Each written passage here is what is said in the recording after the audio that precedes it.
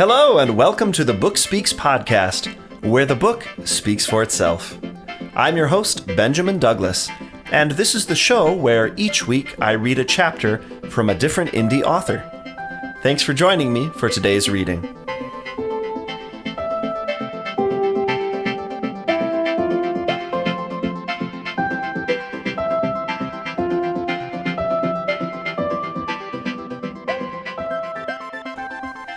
Hey, happy Friday, readers and writers alike. Thank you for being here with me today, your host, Benjamin Douglas, for another episode of the Book Speaks podcast, where the book speaks for itself. Today is episode number 33, which coincidentally is also my age.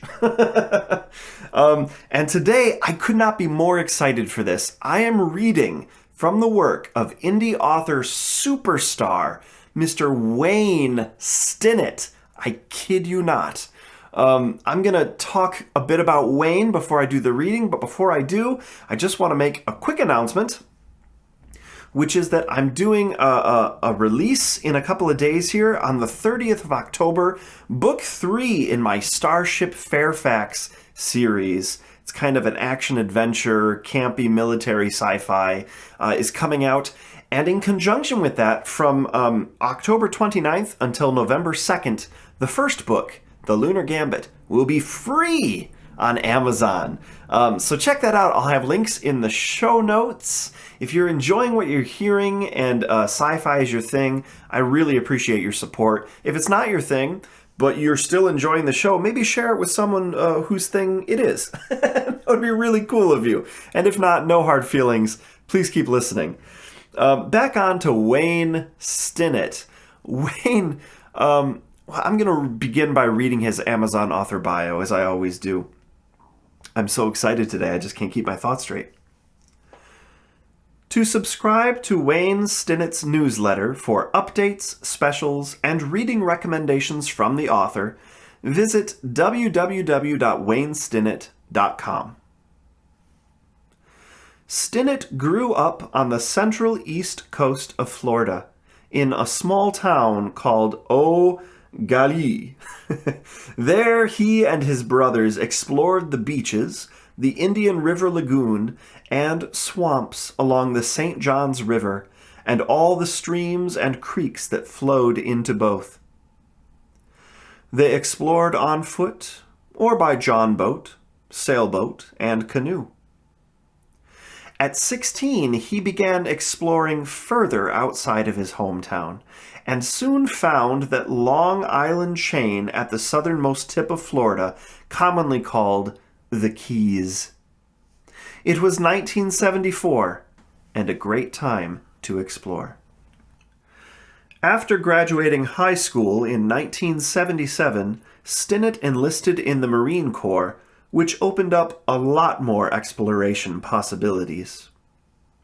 He visited countries from Northern Europe to the Far East, but returned to Florida after 4 years. Spending a lot of his free time scuba diving, sailing, surfing, and fishing, he also began to write, creating a few fiction short stories in the early 80s. He also compiled an extensive list of beach dive spots while exploring the many shipwrecks along the Treasure Coast.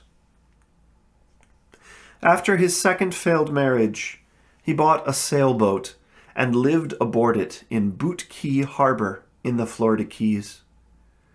He also lived on Andros Island in the Bahamas and on Isla de Cozumel in Mexico for short periods, working as a dive master. Today, he lives in the foothills of the Blue Ridge Mountains, near a small town called Traveler's Rest. After working for 12 years as an over-the-road truck driver and writing in his free time in the back of the truck, he published his first novel, Fallen Palm, in 2013. Based on the short stories he wrote in the 80s. Married for the third time in 2001, the Stinnetts have 4 children, 4 grandchildren, 3 dogs, and a whole flock of parakeets. They grow a lot of their own food in a large garden behind their house. Stinnett still gets down to Florida every now and then, but more often than not, it's via his imagination and writing. All his books are set primarily in the Keys and involve a retired Marine by the name of Jesse McDermott, a charter boat captain who lives on a deserted island just north of Big Pine Key, where he explores, dives, and fishes the back country of Florida Bay and the Gulf of Mexico. That is, until trouble comes looking for him. You can also explore Stinnett's and Jesse's explorations and adventures on Facebook at Wayne Stinnett Author or at Wayne Stinnett _ on Twitter. All right, so there is Wayne's very generous Amazon author bio. Lots of personal information there. Wayne strikes me as the kind of guy who is not afraid to share of himself with his readers. He's another author that I first encountered, drumroll please, on keyboards. Surprise! Where he's kind of a bit of a legend. Honestly, I'm still shocked that I'm featuring him on this show today because, well, he's very successful and his story is just wildly inspiring. Think about this. He's driving a truck, over-road trucking, right, for years. And while he's doing this, he's taking whatever bits of spare time he has to write stories and to begin to craft some of his stories into a novel. And then he starts putting his books on Amazon, and all of a sudden, Wayne Stinnett doesn't need to drive a truck anymore. If you want a taste of what this guy's professional life as a writer is like, I encourage you to go to YouTube, look up Wayne Stinnett. He's got a video called Freedom. In fact, I'm going to leave a link to that in the show notes as well. It's just very inspiring how he talks about the sort of financial freedom he's accomplished through his indie author and publishing career. He doesn't need to worry about the things that he worried about in the past, that so many things that you and I are worrying about all the time, because he has this stream of residual income. Man, it's inspiring. So I want to thank Wayne for letting me feature him on the show today and read from his work. Of course, as always, I'm going to have links to his website and his Amazon author page in the show notes.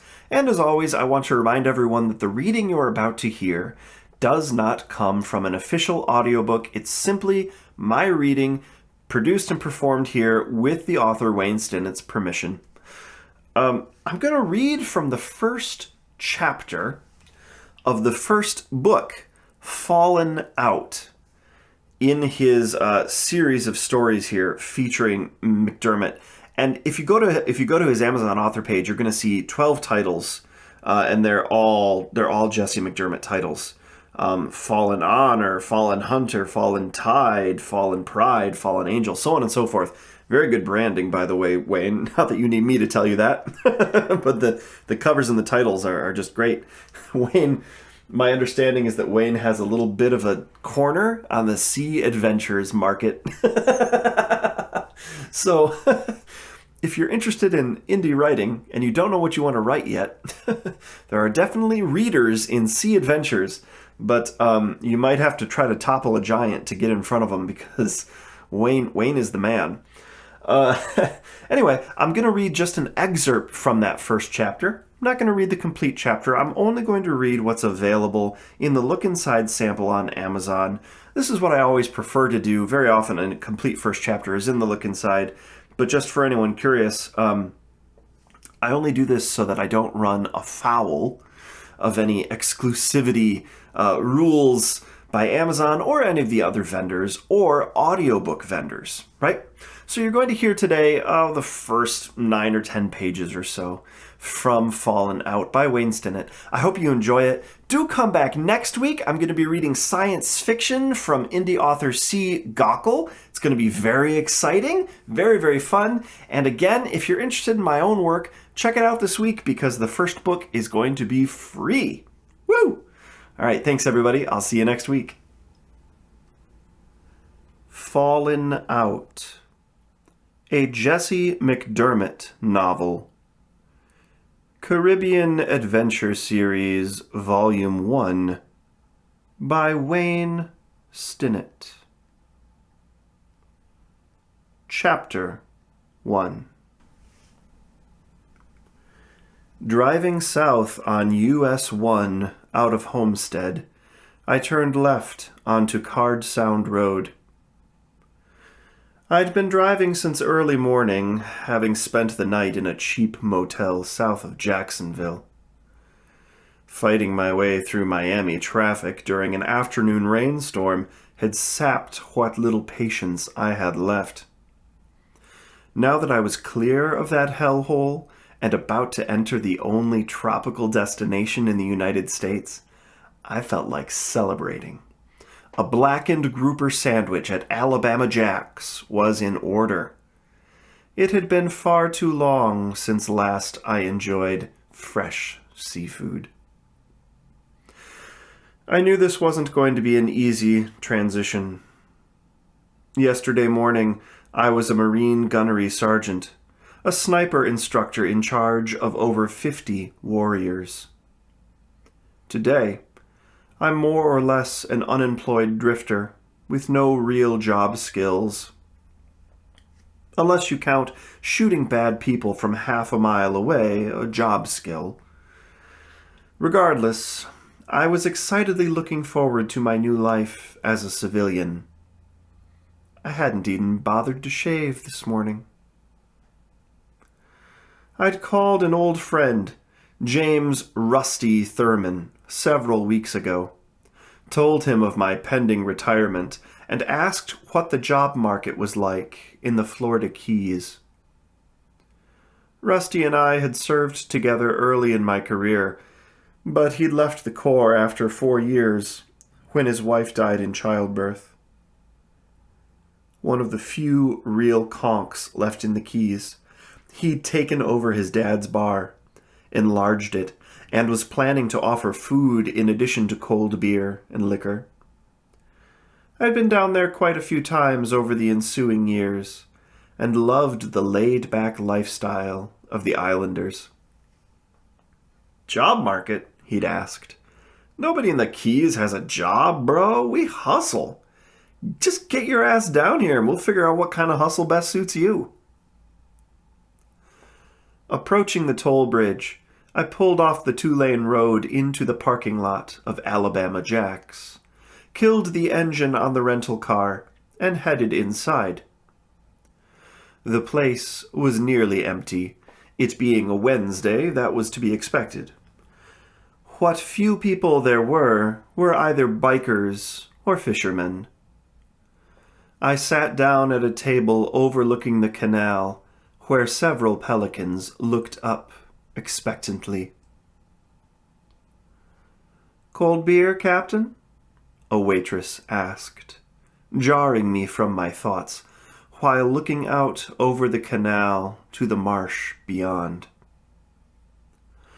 I looked up at a pretty brunette in her mid-20s, with dark brown eyes and a ready smile. "Yeah," I said. "Red stripe and a blackened grouper sandwich." As she turned to put my order in, I wondered to myself why she'd called me Captain. A moment later, she brought my beer, condensation dripping down the sides of the bottle, and placed it on 2 napkins. "Fishing or diving?" she asked. "I'm sorry?" "You're a charter captain, right? The other waitress and I have a bet, whether you're a fishing or a dive boat captain." "How much is the bet?" I asked, thinking she might just have given me an idea. $10, she said, "and on a slow day like this, it'll probably be more than both our tips." I laughed and said, "Well, you both lose." "You're not a charter captain? We were both sure." "Fishing and diving. I lied.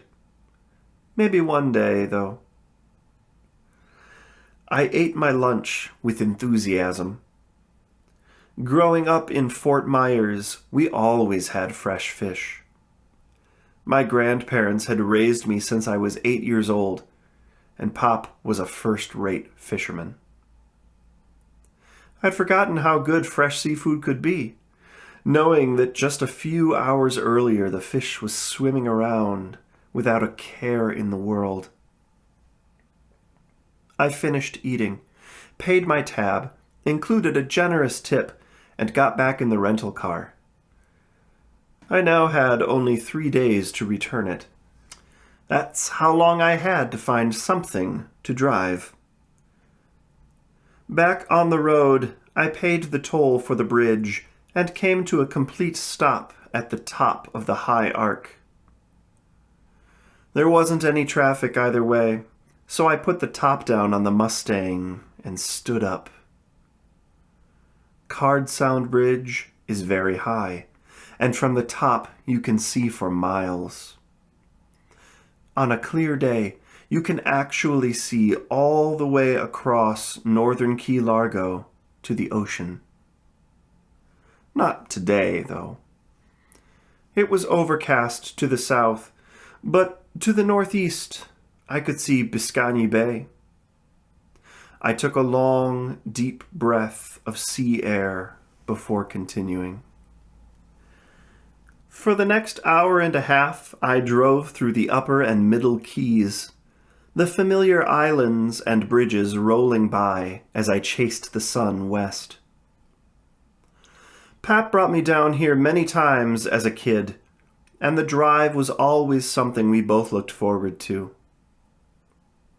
He and Mam passed away just a couple of years ago, within months of each other. I was overseas when she passed. Pop waited until I got home so we could spread her ashes on the Upper Peace River, another favorite place. I finally arrived in Marathon. It had changed a little since I was last here, but not a lot. I slowed as I passed the airport, not exactly sure where the driveway to Rusty's house was. As I was looking for it on the left, an old tank of a car parked at the Wooden Spoon restaurant caught my eye. It had a for sale sign taped inside the windshield. I braked hard, turned in, and parked next to it. It was an old international travelall that looked like it had seen a lot. I walked inside and asked who owned it. The waitress said it was the cook's and went to get him. A Jamaican man came out of the kitchen and said they were slow just now and took me outside to look closer. We haggled over the price and finally agreed on $800. "Do you know where the Rusty Anchor is?" I asked him. "Sure, man. Just a quarter-mile down Useless One." I pulled out a roll of bills and handed him 100. "I'm staying with Rusty for a day or two. When you finish your shift, stop by and I'll give you the rest and a lift home. Bring the title." We shook hands, and I went on to Rusty's house.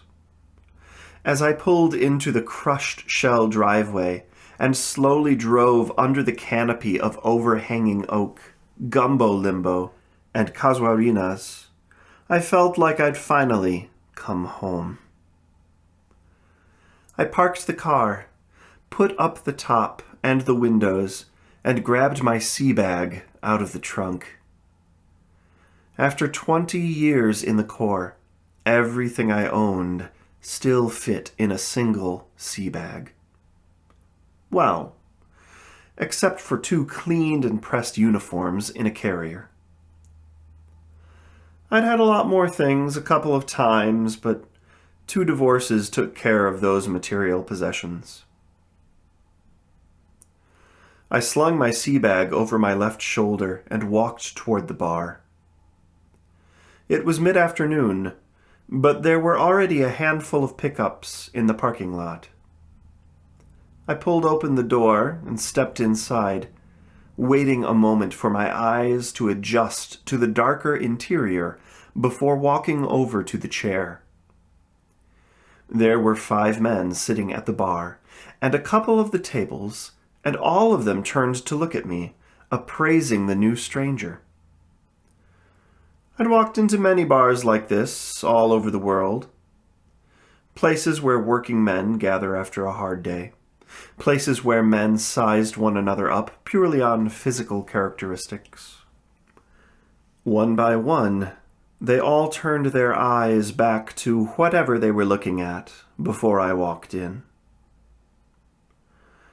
I walked over to the bar, dropped my sea bag at the end, and took the last stool. The bartender had her back to me, polishing the heavy mahogany top. When she turned around, I realized it was Rusty's daughter, Julie. I hadn't seen the girl in over 3 years. She was just an awkward 13-year-old then, all knobbly knees and way too tall for her age. She looked at me questioningly. "Can I get you something?" I grinned. "Yeah, Jules. You can tell that old jarhead in the back he's about to get his ass kicked." That put 10 eyes back on me in an instant, and more than one chair leg scraped the floor. Islanders are tight, and Rusty was one of them. I was an outsider, a mainlander. Suddenly, a glimmer of recognition lit her eyes. "Uncle Jesse!" She flew around the end of the bar and leaped into my arms. "Dad said you'd be coming, but he didn't know when." I set her back on her feet, pushed her back, and looked at her. She wasn't an awkward 13-year-old anymore. She was nearly a full-grown woman, though she'd just turned 17. "If it weren't for your having your mama's hair, I never would have recognized you, Jules." I stepped back. "Look at you. You're all grown up now." Can we lose the uncle thing, though? A beautiful young woman calling me that makes me feel like I should be playing shuffleboard in Miami, wearing condo commando garb. She blushed as the men in the bar went back to their conversations. "It's really good to see you again," she said as she went behind the bar. "Dad's out back, fixing up that old shack for our new cook. Want a beer before you go back there?" "Nice to see you again, too. Make it 4 red stripes. A new cook, you say?" "Yeah, an old Jamaican man who just came to town. Dad's going to let him live in a shack as part of his pay." She took a small cooler from under the bar, filled it with ice, added 6 bottles from the cooler, and handed it to me. "That storm will be on us in a few minutes. Y'all might want a couple of extras to ride it out." As I bent down to pick up my sea bag, she stopped me. "Just leave it there, Jesse. I'll take it back to the house for you." Then she turned to a young man sitting at the bar with 2 other men. He had long hair and a barely visible mustache. "Watch the bar for me, Jimmy?" "Sure thing, Julie," he replied with a smile. I walked through the bar and out the back door with the cooler. The storm front to the south was getting closer as I walked across the sloped backyard toward an old shack. Rusty's grandfather had once used it to make illegal rum during Prohibition. I could hear Rusty swearing at someone, or more like something. As I dropped onto the small porch of the shack, the first fat drops of rain started hitting the ground around me and pinging on the tin roof. Rusty and I went through boot camp together at Paris Island in the spring of '79, riding the same bus together from Jacksonville. We were the only two in our platoon from Florida, so we became fast friends. Later, we served in the same units a couple of times, once at Camp Lejeune and again in Okinawa. We kept in touch by mail when we weren't stationed together. We were both 2 months from either going home or shipping over when his wife went into early labor and tragically died, giving birth to Julie. Rusty had almost 2 months of saved leave and used it to get out early. I shipped over. Julie stayed with his parents until he got home 3 days later, and it's been just the two of them ever since. It was a struggle, to say the least, a man raising a little girl alone. Letting the screen door slam, I said, "Sounds like you could use a cold beer there, devil dog." He turned around quickly, belying his stature. At just under 5'7", he tipped the scales at more than 300 pounds. "Jesse, you old wharf rat!" He crossed the room quickly and threw his arms around me, nearly lifting me off the floor. Rusty was always a hugger. "You should have called. I'd have picked you up at the airport." I rented a car and drove down from North Carolina. Damn good to see you again, old friend.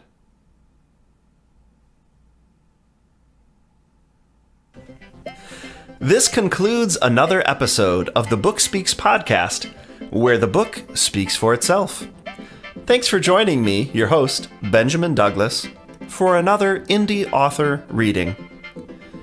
If you liked what you heard, be sure to visit http://thebookspeakspodcast.wordpress.com for more episodes and for links to the author's website and the author's Amazon author page in the show notes. If you'd like to follow me on my own author journey, you can find me at http://benjamindouglasbooks.wordpress.com. And of course, if you're an indie author interested in having your work featured on the show, or if you're interested in discussing having your book read and produced by me as an audiobook, feel free to contact me at benjamindouglasbooks@gmail.com. Thanks for joining me today. I hope you have a productive and enjoyable weekend.